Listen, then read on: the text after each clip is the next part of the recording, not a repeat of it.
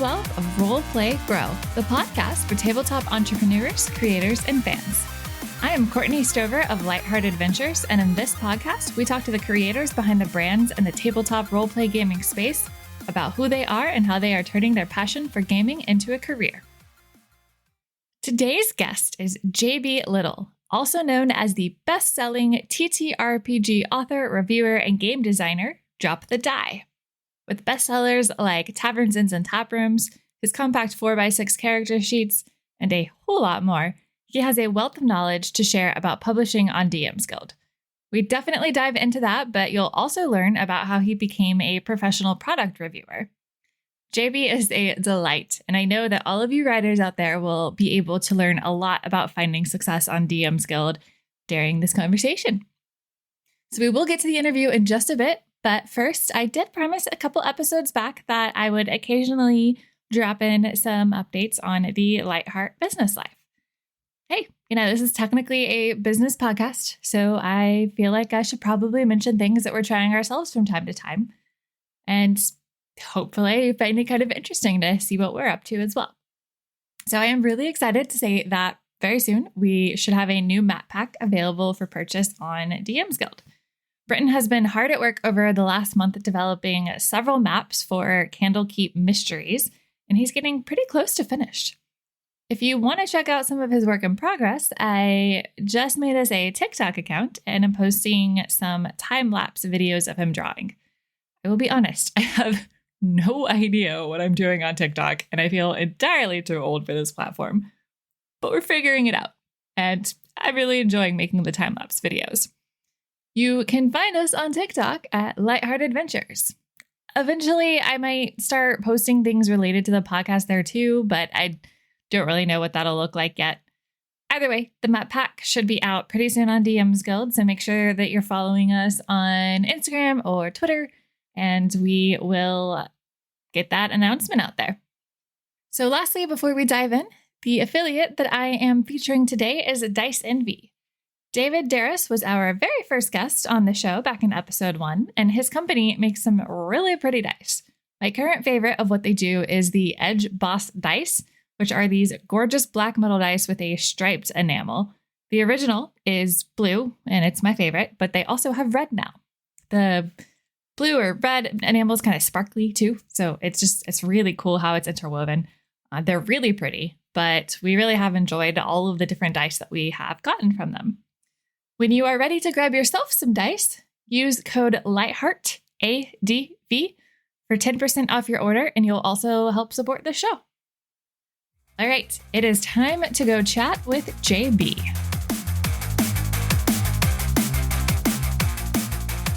Today, I'm really excited to introduce you all to the ultra-talented and best-selling TTRPG author, JB Little, also known as DropTheDie. How are you today, JB? I'm all right. How are you? Doing pretty good. Recording on a Monday is always fun. It's kind of a crapshoot, really. Is it going to be one of those Mondays or a regular Monday? Yeah. So far, it's regular Monday for me. Well, I mean, that's good. That's better than those days. So to start things off, can you tell us a bit about who you are and how you got into the gaming space? I am JB, and I've actually only been playing tabletop games since 2009? 2010? God, time is immaterial. But I actually started well into college. I had never even considered what a role-playing game, a tabletop role-playing game was until then. But when I first went to college, I studied software programming, computer programming, and game design. So when I finally transitioned into playing tabletop games, I had a great foundation to start working with. And because I had changed my major from game design to writing, particularly literature and fiction, it just fit. It all kind of just slotted in together and worked pretty rapidly. And I did it as a hobby for quite a while. And it was only in 2018 that I transitioned. I moved from Mississippi to Las Vegas, Nevada. That's how they say it here, Nevada. I moved to Las Vegas, Nevada, and started doing full time for the tabletop stuff while I was hunting for a job, and realized pretty quickly that I was making about as much as I was at my previous job, just making stuff and publishing it on DM's Guild. Since then, it's just been kind of holding on for dear life and letting it play itself out in that regard. Yeah. So at what point was that, did you say, that you started doing it full time? 2018. Okay. I moved here, I want to say in August. So around October in 2018 is when I started really pushing to find a new job here in Las Vegas. And, when I was realizing that I could still, pay my bills, pay my part, I was living with some friends at the time, and I was still saving a little bit of money. And I stopped and looked at the books, and I was like, I'm actually not doing terribly if I can keep this up. That's amazing. Especially since it doesn't seem like you planned on that being your full-time thing. Absolutely not. I figured I would end up working at a factory somewhere, or maybe doing like IT for a company. So what were some of the first things that you wrote? Well, something that I suggest all fledgling authors do is use something that you've already made for your own games. So my very first release ever on the DM's Guild, which is where I do the vast majority of my work that's not freelance, was a inventory sheet for my characters in my home game to keep track of what was inside their bag of holding. Because they had it on notebook paper, and it was sprawled through all these different blank pages. And every time I would ask, they'd have no idea what was inside it. And one day I just made a sheet, and I'm like, here, you can type everything. It'll do your weight for you. Here, just use this. And they liked it so much that I was like, I'll put this on the DM's Guild and see if people like it. And it sold like 150 copies or something in the first 5 days. Freaked me out. I'm like, what? People are buying things? I made money from this? So what did you do then? Well, after that kind of started selling, I was like, well, what else do I have that people will like? What else have I already made and have in my little back catalog that I can give people? And I had like a sheet of notes for myself of different introductions that I could do for NPCs, and keeping them dynamic. You don't want everyone to just say hello or well met. You want people to be quirky and weird, because it grabs your player's attention a little bit more. So I would take those notes, and I made 100 plus NPC greetings and put it on the DM's Guild, and it sold fairly well. And I made a tiny little character sheet for NPCs, because my party loved to adopt people and pets. And those 4x6 NPC sheets sold pretty well as well. I think that's one of my platinum bestsellers at this point. Okay. So it just kind of kept spiraling out from there. I made a character sheet for one player who had trouble like writing all of their information in the official character sheet. I put it on the DM's Guild and it sold. I had a warlock who wanted a special spell sheet. I made it and sold it on the DM's Guild. So like my first 10 bestsellers were all just stuff that I had already made for my home game and my friends. And, people like that kind of stuff. If one person finds it useful, guaranteed 100 people will find it useful. Absolutely. And it's interesting because it feels like so many of the items that are on DM's Guild are tailored to the dungeon master. And so it sounds like a lot of your first stuff was a lot more versatile. Oh, yeah. Yeah. That's something that I've tried to kind of keep as a through line through everything, is I do want stuff to make it easier for the dungeon master. But at the same time, players have to do just as much work in their tabletop game. And I don't think that people appreciate that quite as much as I do. I want to give DMs and players springboards for ideas. I want to inspire them to run off and do their own stuff. So every time I do a quest or an NPC or a setting or a magic item, I want people to see it and think, oh, that's cool. That gives me an idea. And whatever that idea is, then I feel like it's a success. It sounds just really awesome. And it's really cool that you just stumbled into it so much. So, at what point did you decide to start publishing some adventures? Whew. Adventures and I don't get along super well, but I've always had this love of getting just enough information, writing down just enough for myself to be able to keep people entertained and make up the rest, right? I want to have enough already written so that I can run a 3-hour game and not freak out if I can't think on my feet very quickly. We all have brain fog. Everything's falling apart. And I've kind of felt that way since I was like 8. It's not new for me. So when I was making adventures and stuff like that in my own notes, I would write down a page and a half, just do just enough that I feel like I could flesh it out into something bigger, something grander, something to inspire myself. And when people started asking me to do that sort of thing, when they started saying, hey, what about adventures? I thought, sure, I'll give it a shot. And to be honest, a lot of people won't admit this, but there's only like 5 groups of people on the DMs Guild that publish adventures and have them sell.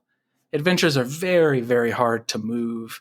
It's hard to get people to trust you even for, a $4 or a $3 adventure, because there's hundreds and hundreds of thousands released every year on the DMs Guild and elsewhere. There's a bunch of free adventures put out online in people's blog posts and stuff like that. So there's a whole lot of competition for adventures. And every single one of them has a specific little divergence, a different flavor to them. So you have to get people that really enjoy your particular flavor of adventure, and then they'll buy it again. And word of mouth will help you go along. But if you're publishing adventures yourself on DMs Guild, it is going to be a rocky, rocky road until you get a bestseller and people learn that they can trust you and learn to keep you in mind whenever they're thinking about a campaign they want to run. So really, all of my adventures, Tales from Undermountain, The Plagued Apprentice, I have a horror adventure, a pirate adventure, all of those I wrote for me. I wrote them because I wanted to write them and I was curious if I could do it. And I published them and, they didn't sell great. Like they're probably among my lowest sellers at this point. But what they did do is they inspired me. What works best for me? What do I enjoy writing the most about these adventures? And those ideas spun into my absolute best sellers ever. The idea that I liked places and NPCs and things and little fragments of quests, little side quests. And when I started writing those, I really found my niche, and people discovered that they really liked my style of giving side quests that feel realistic and rewarding without taking 15 sessions to finish. These small little real world things that their players can latch onto. So I think that if you're going to do adventures and publish them for profit, it might be a rockier road than you're prepared for. But if you want to write adventures to discover more what you enjoy about that process and make other things off of it, then it's absolutely worth the effort. What would you say your process has become? Oh, that is a wide question. Really, let me pull it up. We're on my computer. So what I do is I have a folder that's just called D&D projects. And every time I'm having a conversation with someone, and every time we think of this dream scenario, something that we really want to try, I just write it down and I put it in this folder. Dungeon Master in Kyridian that has a bunch of traps and puzzles and stuff like that. So I'll make these templates, I'll make these folders and start these little projects, and just 1 or 2 sentences describe what I want it to be. And then whenever I don't have freelance work coming in, if I don't have a project I'm working on at that moment, I'll open this folder and look at what I've got. And you will be amazed if you leave something in here for a week, 2 weeks, a couple months, and you come back and open it. You'll get this spark whenever you see something you really want to make. You'll be like, oh my God, I forgot about that. Okay. And you get kind of excited. That's what you need to write next. That's the thing that you need to do for people. Even if you're not sure if it'll sell, the fact that it made you excited guarantees that it's going to be good for you long term. Because it's so hard to keep grinding out material like an industrial machine, just spitting out publications. But when you find something that interests you and really excites you, man, that'll keep you going a lot longer than just looking at profits and line graphs going up. I'm really curious. How many do you have in that folder right now?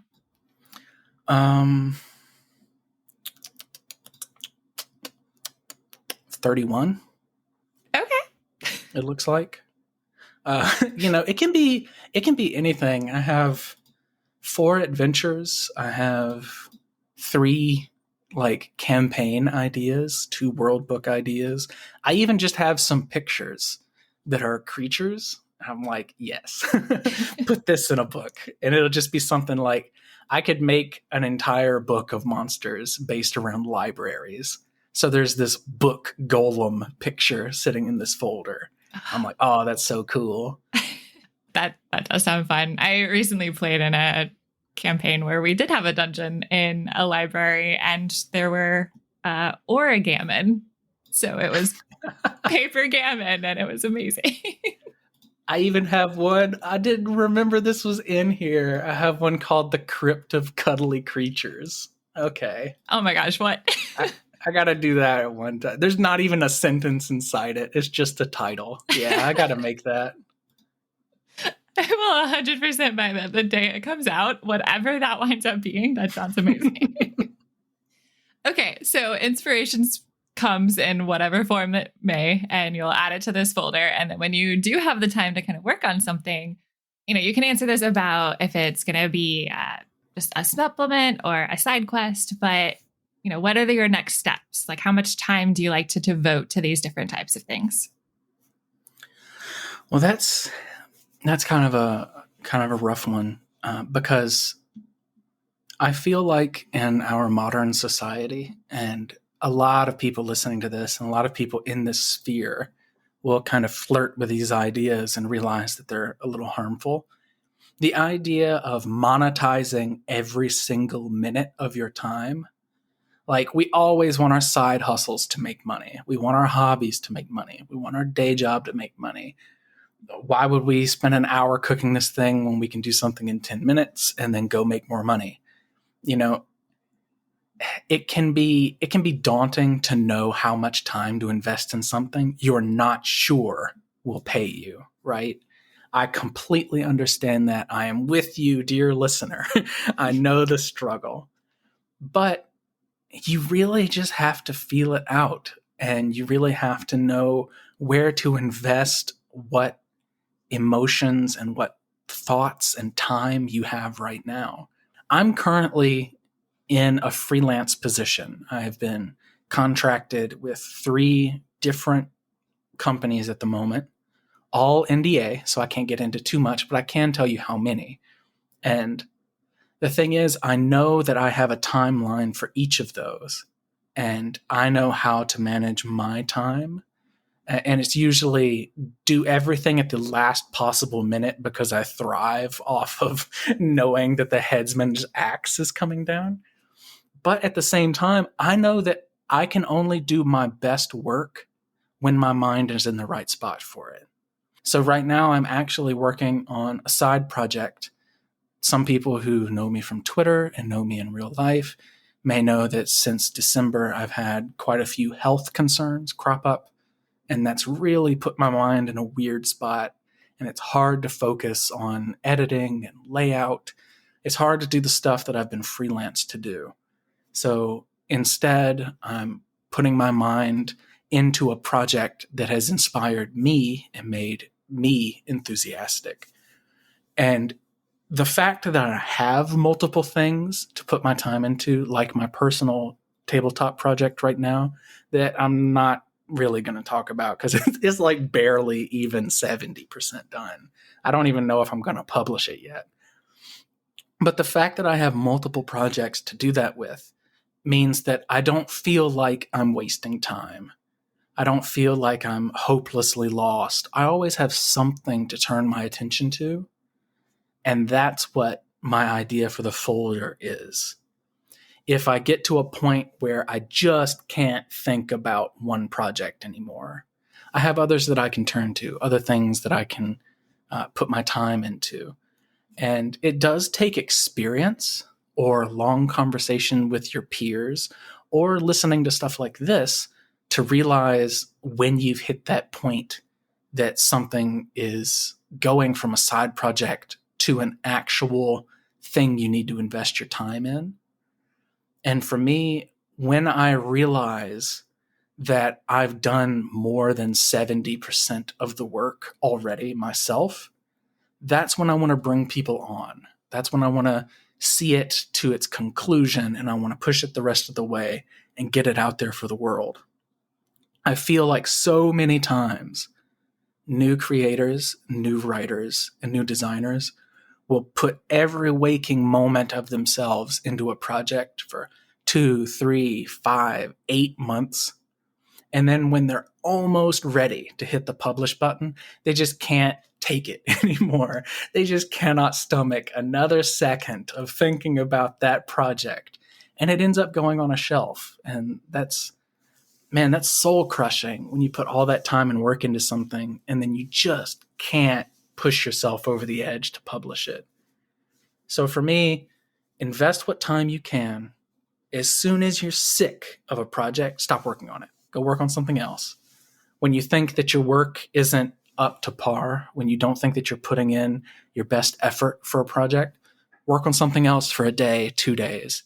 Keep those conversations open with the people you're working with. If it's not your project, let them know how you're feeling. Let them know if they may need to bring on help. You always want to keep moving and keep working on something, but it should never feel like you're being crushed underneath it. You raise a really, really good and important point that I think our culture definitely hides. It definitely like discourages it.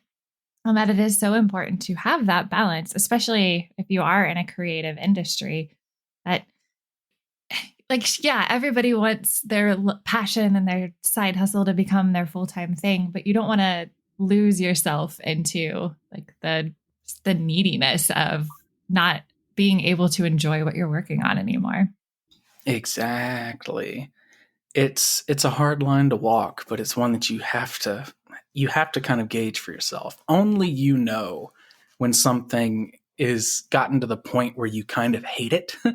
You don't want to ever admit it, but it's like, I am so sick of working on Taverns, Inns, and Taprooms, which was one of my like best-selling things, right? But at one point I got so sick of it. I'm like, if I write one more recipe in this book, I'm going to lose my mind. So I stopped working on it for like 4 weeks and worked on something else and published it really quickly. Taking those breaks, it's really important. Yeah. So when you are wanting to take a break, are you playing games or are you doing other things? I usually turn my attention to video games, if I'm honest. Okay. I love tabletop and I love playing in tabletop games, stream games, podcasts, stuff like that. But, scheduling can be hard. There can be a lot of emotional drama and emotional weight, especially for really heavy role play experiences. And you'll see that a lot with live plays and live play podcasts. People tend to not stick to really dour or heavy moments in tabletop just because it can be such a drain on everyone involved, including the listener. It's good in short bursts. We've all had those moments where we want to cry, like listening to a game or playing in a game. I've even cried with the Venture Maiden's Descent into Avernus. I think everyone cried in our last session. But sometimes that can be too much of a drain on your mental health, and it can be too much of a drain on your emotional well-being. So sometimes losing yourself in audiobooks or podcasts, like narrative fiction podcasts, like playing video games, watching people make RPGs. I used to all the time go to Matt Click on YouTube and watch him just doing layout for RPGs and see if I could pick up something. And hearing people talk about the stuff that they love and doing stuff that you love that's removed from the tabletop sphere can recharge your batteries pretty quickly. And I have borrowed and stolen a lot of material from video games because it's been one of my longest living loves in my entire life. What games are you playing right now? Good question. I didn't just wake up. I just recently finished Journey to the Savage Planet, which I have not heard many people talk about, but it's actually a fantastic game. Medieval Dynasty is great. It's in early release or early access right now. It's like Minecraft, but set in very poor rural Europe in the medieval dynasty areas. And Valheim has been great. Really, really fun game. There's a lot of moving parts, I think, in video games that I like to look at and evaluate. Why do I like this so much? Can I recreate this in a tabletop?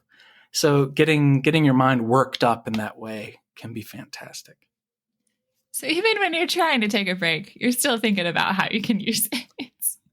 Well, that's kind of the sickness of it, right? When you get so involved in tabletop. I recently am watching Castlevania and The Witcher and other fantasy stuff that I just enjoy kind of losing myself in. And every time I see someone on screen, I'm like, oh, rolled a crit on that one. Oh boy. Ooh, I wonder how you could make that spell in 5e. Like, that's just kind of how it is. Is this your first time watching the Castlevania show? Oh no, this will be my 5th time. Okay. Really, really good. It's worth it. It is good, really good. Okay. I do want to jump back over and just kind of ask about a transition that has kind of come up. So you started publishing all of these items on DM's Guild, realized it was going really well, started publishing more things. At what point did you start to branch away from that? I know you've got the freelance things that you're doing at this point. I know you also do some reviews on your blog. So I just love to hear a little bit about more of those. So the order of operations actually was way back when I first started DMing kind of full time. I was still living in Mississippi. I had a full-time job as a store manager, and I was running a game every Tuesday, and I was playing or running a game every Sunday with a group of about 11 people. So it was a huge undertaking, but it was great, and they're all wonderful people. But I had a little bit of extra money for the first time, maybe ever, because at the game store we were working at, I could get $2 in credit per player that I had at my table. So I was making like $22 every Tuesday when I was running the game for those 11 people. And that would pay for my books and my dice and stuff. So the little bit of a budget that I had for, tabletop game stuff, I didn't have to spend it suddenly. And I was like, well, cool. Well, can I buy some of these fancy dice? Are these good? And I started looking online, and no one was reviewing them. I couldn't find a written review with good photographs anywhere. You could find some YouTube videos, like Nate at Natural 20. Like he did some, and there are just some other people here and there. But they were usually just like unboxing videos. They'd be like, oh, these look really cool. I really like the weight. Yeah, they're nice. So if you want to check these out, there's a link below. And I wanted a more detailed, like close firsthand experience of what these things were. Because spending $60 on a set of really nice dice, that is a huge gamble for someone who grew up pretty poor, you know? I was like, that's 1/10 of my rent. I don't want to waste it. So I actually just decided to ask and see if I could do reviews for some of these companies. And the first two companies that I reached out to were life changing in that regard. And that was Easy Roller Dice and Norse Foundry. And when I reached out to the two of them and I said, hey, I've made a WordPress, it's free. I made a WordPress, I have a website, and I want to do reviews. And I reviewed one regular set of Chessex dice that I had. I'm like, but I would love to review your dice. Here's what I can do. And they were like, sure, we'll send you some stuff. And my entire mind exploded. I had no idea that they would actually say yes. So the whole tabletop thing started from me wanting to know what dice were safe to buy, what dice trays were good, how these things worked. And word of mouth kind of spread on that, and my website got a little bit more popular. So I started reviewing more and more expensive stuff. $100 dice trays from Dogmite, entire dice systems from Wormwood, that kind of stuff. And that's where the initial following came from on Twitter and Facebook and places like that. People looking for my reviews. And I was doing giveaways when these companies would send me extra stuff to kind of give back and to pay it forward for them trusting me. I wanted the world to get their extra stuff. I wanted to give these dice away and give these mats to people and do all this stuff. And that's where people started coming from when they were asking about how I played my games and how I ran my games. And that snowballed into me releasing stuff on DM's Guild. And that snowballed into people realizing that I could do pretty good work. And when they could see like that I spearheaded the entire project and did all the work but the cover for something, they were like, hey, do you want to edit this thing that I'm doing? Yours looks very clean. Looks very well done. Well, yes, sure. Here are my rates. Please put me to work. I think I still have put me to work in my biography on Twitter because for all of 2020, I just said yes to everybody. Every project that came up, I just said yes. So when you look at my portfolio on DM's Guild and elsewhere, I think I released one product in all of 2020 just because I was saying yes to make other people's things come true.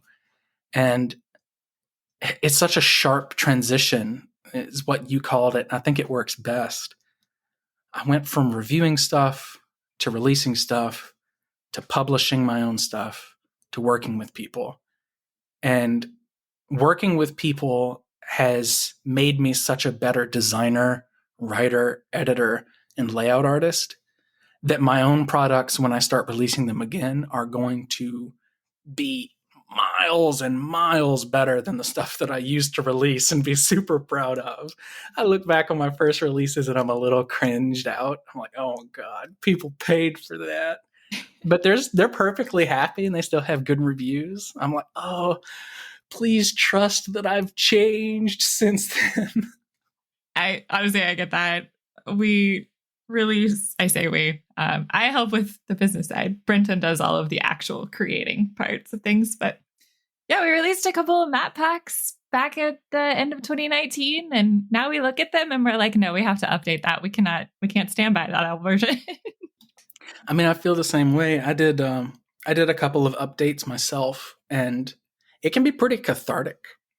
A lot of people say not to do it, but going back, I released a Taroka crit hit deck 100,000 years ago, it feels. I was looking at that this morning. Yeah, I was actually running Curse of Strahd when I wrote that originally for my players. And out of 11 people, 6 of them really liked it. 3 of them were indifferent, and a couple of them hated it. So I thought, hey, this is great to release on DM's Guild. But when I went back and looked, oh, it was embarrassingly bad. It was just the home brewery. I didn't know how to do layout myself. And It was super unbalanced. It had typos. There was no art. It just looked so terrible. So one day I just went back and I was like, I'm going to put one day, one single 8-hour personal shift of my life into seeing if I can make this look better. And the version 2 re-release is 100 billion times better than the original. And it only took me 8 hours, and I got over 150 sales for it. When I re-released the version 2 and showed people on Twitter, they ate it up. They were like, I was on the fence because it didn't look great, but now that it looks great, I'll buy it. Like, okay, cool, thank you. That's awesome. So going back a little bit to just follow up on something that you said, when you first sent those requests to review to those first 2 companies, were you just asking for product in return? Did you have a rate that you wanted to charge, or did you kind of wait a little bit before you started charging for those? So, truth is, I actually do not do physical paid product reviews. Okay. If I get a product, like a physical thing I can put in front of my face, not a PDF or anything, I don't charge for that. I want the physical product and it's mine to keep, right? Because I feel like if I don't have it to look back on, all of the things I've ever done review, if I haven't given them away, I've kept them. Because what I want to do is moving forward with reviews forever. I want to be able to look back on this thing and reevaluate my opinion on it if I ever need to. So for books and PDFs of things, I'll do paid reviews, but physical things, I want it to keep on my shelf for reflection purposes, basically. And that's a huge ask for some companies. I don't think a lot of people realize that when YouTubers and things like that do big reviews for graphics cards and other high price items, usually the company will send it with return packaging, let you do the review early, and then you package it up and you send it back to them.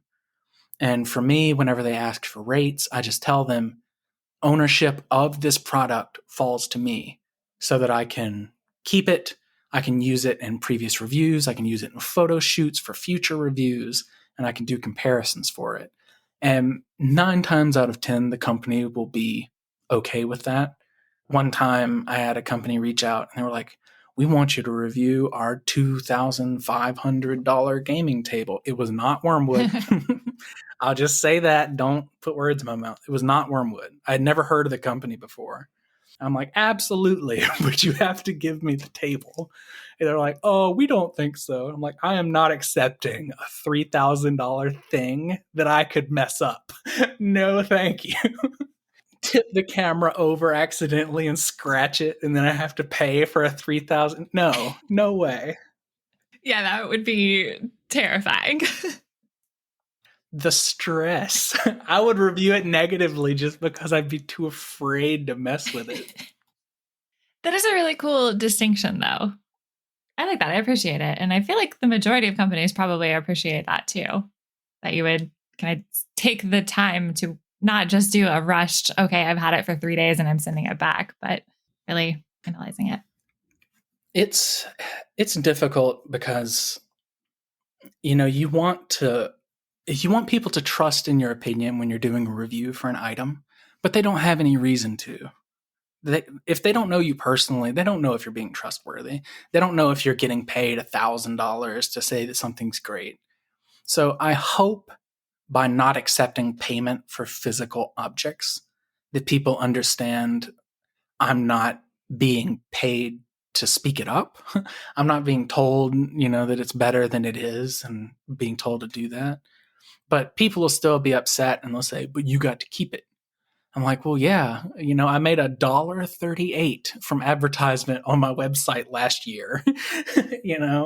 I need something for the 40 hours it takes me to review this thing and do the photos and upload them and write the review and host it and advertise it.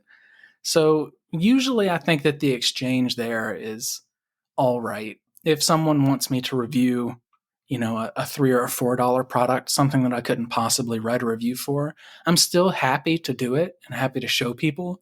But usually that kind of thing will just be social media, like Twitter or Facebook. And I'll do a short, thread review of it. Be like, I really like this thing. It's pretty interesting. They send it to me to check out. You should check it out too if this kind of thing's what you want.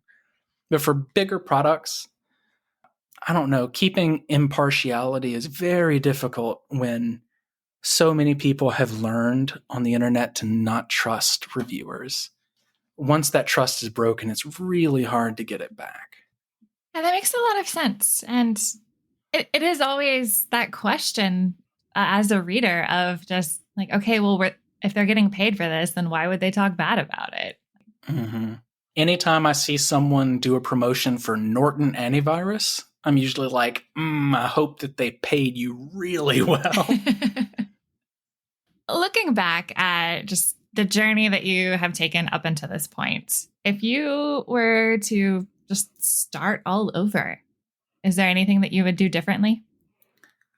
I think the only advice that I would have is, and it's just kind of a reality sort of thing. It's not good. It's not bad. It's just part of it. Knowing people is like 9/10 of everything. It's so hard to just do it alone and grind it out, as people like to say. Just keep making thing after thing and releasing it and talking and trying to build everything from scratch.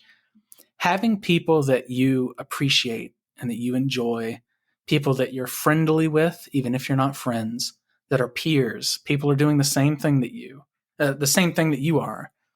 Elevating them and talking with them and learning from them is more important than anything that you'll do on your own.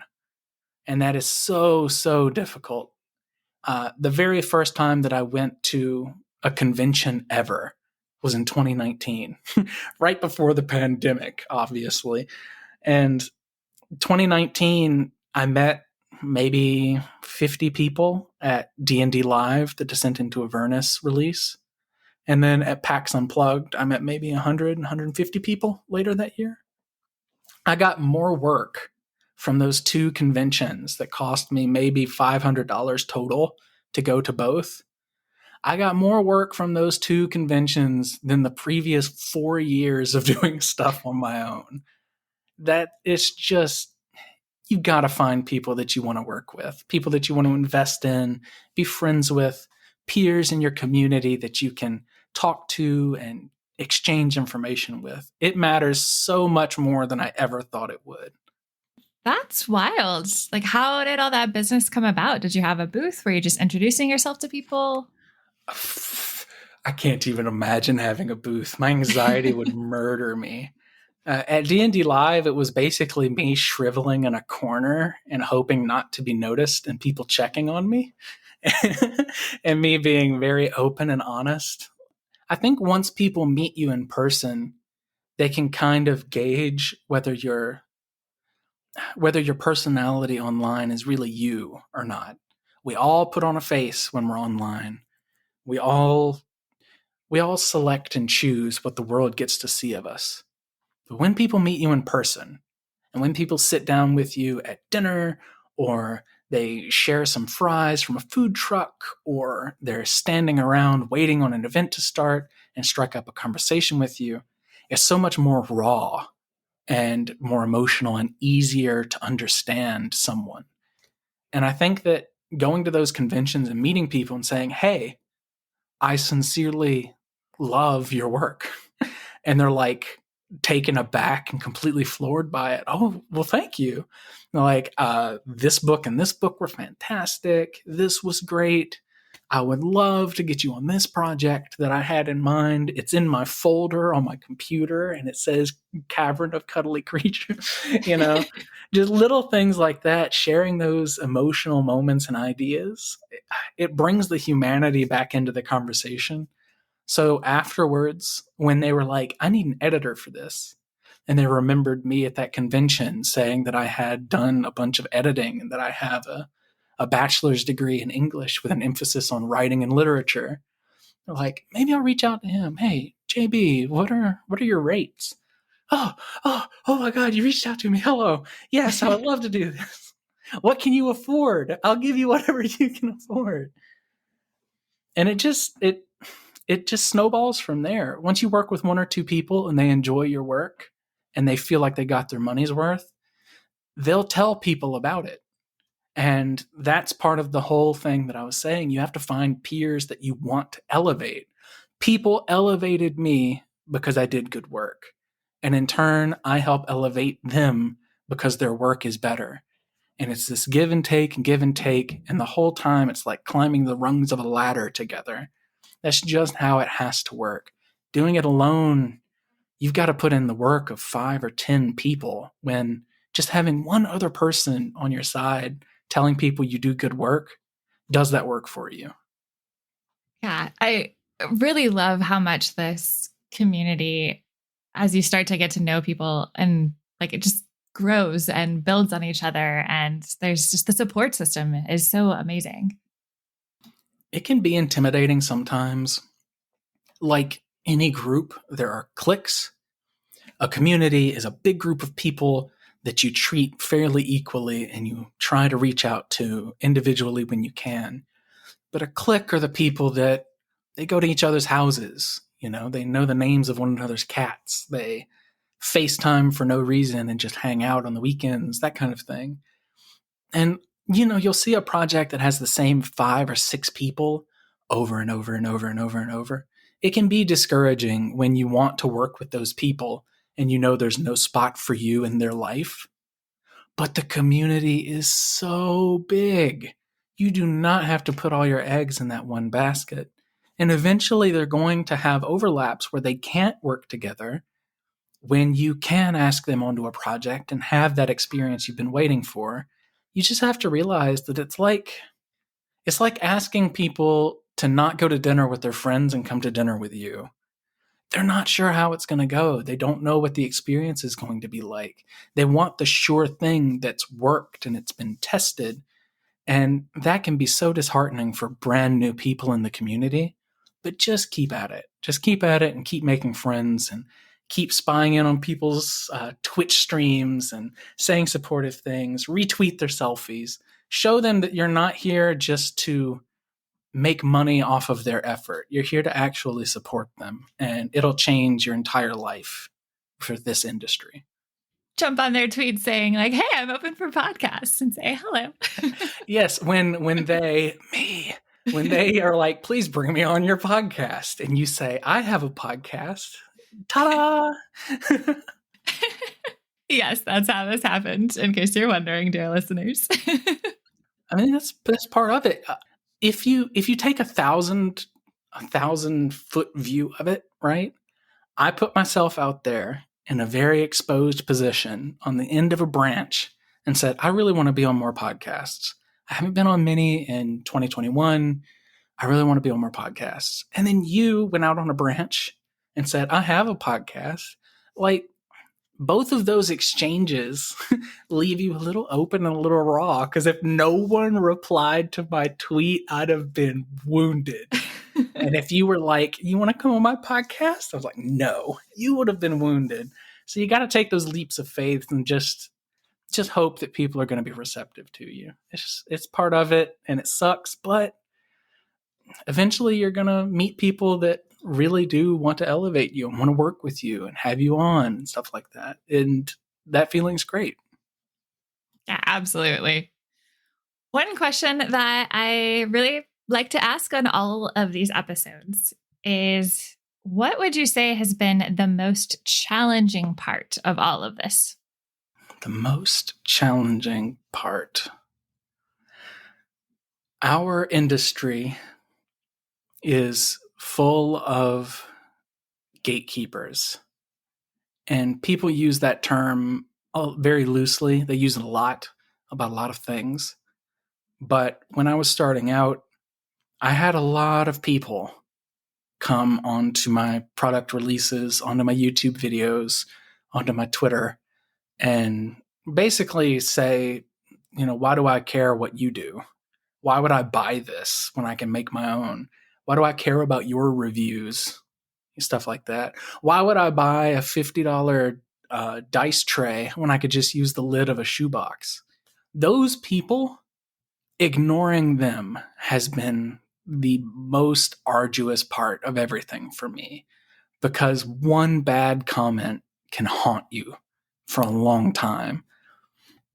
Letting that go, realizing that those people do not matter, and focusing on the positive voices, the voices that matter and uplift you and teach you, that's probably the hardest part. And that's true of literally any business you're in. But I think it's especially true for tabletop because so much of it comes from personality. Role play, design, implementation, advertising, all of it takes you to create that thing. When you're on a podcast and you're playing a character, what that character does is you. And it's very exposing sometimes, and it feels like you're very vulnerable. So when those negative comments and those negative people come in, it hurts a lot more than if you're, making pizza or you're selling shoes and someone's rude to you. You just, asshole, and you go about your day. But when you put so much of your own effort and your own personality into something and it gets thrown in your face, it hurts. So learning to ignore those voices and keep making stuff and keep making connections with people, that is the most difficult thing. And had I known that when I started out, I think I would have been in a better place. Because every time I got a negative, why would I buy this bag of holding sheet? I can use a piece of notebook paper. I was like, oh my God, he can. Oh, I'm a fraud. It just makes the imposter syndrome so bad. And every single person I've talked to in the industry has it. So I know that it's a commonality between all of us. It's true. It's true. Okay, let's flip it around. What has been the most rewarding part? Meeting new people. Whenever I meet someone that likes what I do and they like how I do it, it kind of sticks with me, And when I went to D&D Live and I was standing in line to go into the venue on that first day, and the sun was beating down. I was already California sunburnt from the day before, so I had an umbrella and I was like greasy with sunscreen, and I felt so terrible, and I wanted to just shrink into a shadow and evaporate. But people in line outside of the venue knew who I was and said hello and that they loved something I did. And that got me through the entire weekend. And the same thing happened at PAX Unplugged. The very first day, I had someone come up to me and say, I love that book that you did. And, I love Taverns, and Taprooms is what they said, actually. And the fact that they were someone in the industry and they knew my work and they liked my work, oh, that's so rewarding. It's so, so rewarding. And like I was saying a minute ago, that kind of gives you that connection that extends that olive branch between the two people. Because if someone made you feel that way, when you do it to someone else, you know how they're going to feel. So uplift people as much as you can. Uplift them. It feels so great. It feels so unlimited power. It feels so good. That's now my favorite moment of this.